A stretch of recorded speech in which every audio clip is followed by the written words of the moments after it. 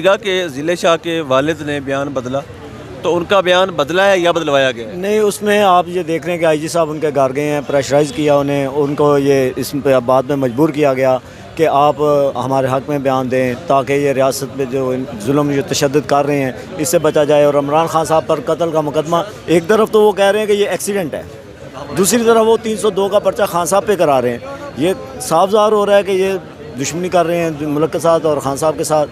باقاعدہ پلاننگ کے ساتھ۔ یہ ان کو اغوا بھی کیا گیا تھا، ان کو اٹھا کے لے گئے تھے، اس کے بعد ان کے بیانات دلوائے گئے تاکہ یہ، کیونکہ وہ طاقتور ہیں اس وقت، وہ فل طاقتور ہیں۔ میں تو یہ کہتا ہوں کہ یہ پولیس والے جتنے بھی ہیں،